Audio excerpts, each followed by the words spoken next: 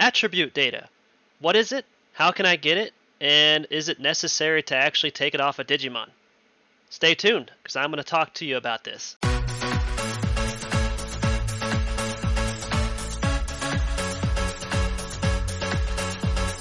Hey everybody, Chaos Giga here, and welcome back to another Digimon Masters Online video.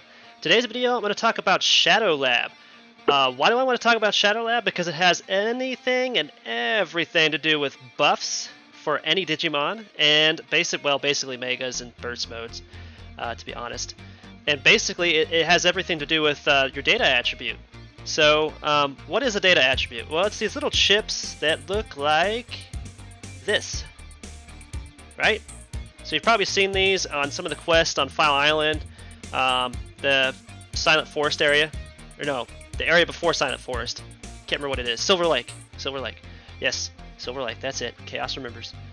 Anyway, you've probably seen these there, but you can also get these from your Digimon, but also it's easier to not take them off your Digimon. And why would I suggest not taking these off of your Digimon? Well, because when you get these to 100% on your Digimon, it actually increases your damage output. That's right, it does give you an increased damage output. Now, the only Digimon you're not going to be able to increase these on are the unknown types, because obviously we have Vaccine, a Data, and a Virus, but we don't have an unknown. That'd be why that is, because 75% is what the cap is for unknown. Why they did that? I have no idea. You'd have to ask Game King. But anyway, let's get right into this. So Shadow Lab is something that is necessary for finishing some of the quests. So I know there's Joker's quest like Zort that requires you to get like 6 vaccine attribute datas, and I think it's like maybe it's 6 light and 4 vaccine. I can't remember. I haven't done it in a while, so it's been a while since I've done it. But I know it takes a lot of light data attributes and vaccine data attributes. So rather than taking your Digimon out and farming the experience onto their attributes and then taking it from them, this is what I would suggest that you do for that, because you're actually going to be able to get, I think it's like 3 each day that you go in there. You guys can correct me if I'm wrong on that. At least 2. I would think at least 2. But there are some requirements to get into Shadow Lab, so we'll go into that real quick. And that is, you can receive 2 missions from Suburumon NPC in D-Terminal daily, having a Digimon of level 70 or higher. Now there's 2 versions of it now, and I did not realize this, but there are 2 versions of it now. There's a normal and there's a hard. Now what's the difference between the 2? Well, the normal has 2-hour buffs, whereas the hard gives you 3-hour buffs. So that's pretty cool. They've actually given us a chance to use those buffs for 1 hour longer, which is really awesome. So keep that in mind when you go in here. But this right here is the listing of the days. This is a special note. The days of the week on the server are according to the time zone of Seoul, South Korea. So just keep that in mind as well. So Monday will be Virus, Nightmare Soldiers, and you do get family attribute buffs in here too, by the way, which is how you can make Beelzemon super OP. Tuesday is Vaccine, Wingardians, and Wednesday is Data, Nature Spirits. Thursday is Vaccine, Deep Savers. Friday is Data again, along with Dragon's Roar and Jungle Troopers. Saturday is Virus, Virus Busters, Metal Empire. Sunday is Unknown, Dark Area, Unknown. So, yeah, basically these are here the things the family attribute buffs you can get on those days. And right here it lists exactly what you will get for defeating the bosses at the end, which are just before the special or hidden room, a secret room. And list all the items that you can get, the data that you'll get from them, along with these buffs for Digimon attack and skill are increased by 50% for Mega and 25% for Burst mode, which is really nice. And of course, these right here will increase the Digimon's attack and skill of these family types only. So you just got to make sure you use them on the ones that actually have these family types and are only going to be able to go to Mega or Burst mode. Now, I don't know if they've changed it to where you can't use it on the X-Mons. I don't know if these still work on the X-Mons. I know when this first came out, it was broken. Or at least I felt like it was, because it would work on the X-Mons. Now, I have no idea if it does anymore. I'm pretty sure you have to use the X-Evolution stuff in order to get buffs on them now, which would make sense. That's from the cash shop only, as far as I'm aware. You guys can correct me if I'm wrong there, because I have no idea. I don't really have an X-Mon that I use a lot, so there is that. And here's the secret boss list right here, where you can get some extra drops for family attributes and the data attributes as well. And that's pretty much it for that in a nutshell. But I wanted to show you guys how you could do this in game too. So here I am in game. I have my Blitzcrank here, He is level 104. I'm just going to show you exactly how you can do this and show you how you can tell when you're full up and that it's giving you a boost to your damage.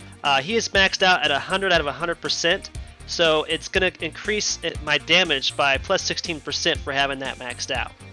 Pretty sweet, actually, because that's actually a big deal. It's a huge deal. I think my Jogris is completely maxed out on both stats. There we go. That helps out tremendously.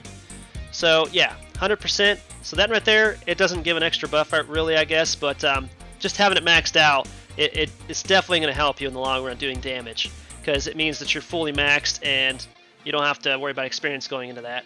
There is a way to speed this process up, and that is to use these, which you can get from Edge, BDG, and basically all the Sovereign dungeons will have a chance to give you these out of their boxes, which is pretty cool because they last for 15 days, and it increases your... It says attribute experience 50% increase. It may not seem very huge, but it is huge. Okay, it's definitely huge, and it also helps with your skill points, I think, because it seems like whenever I put one of these on, my skill points just go crazy.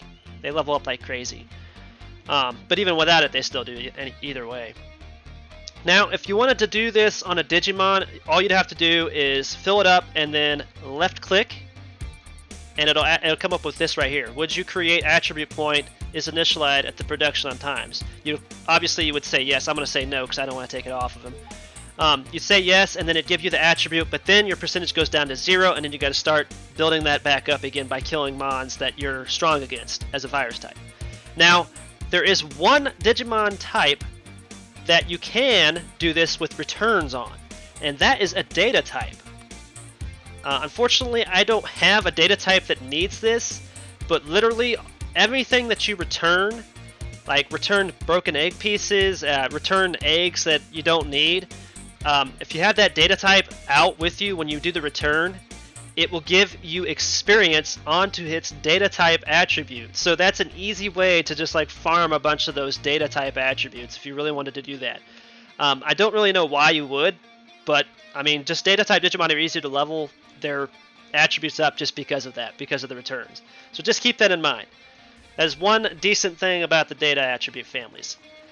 Other than that, that is just basically the explanation for data attribute chips and how to get them. Best way to get them, actually, when it comes to Shadow Lab.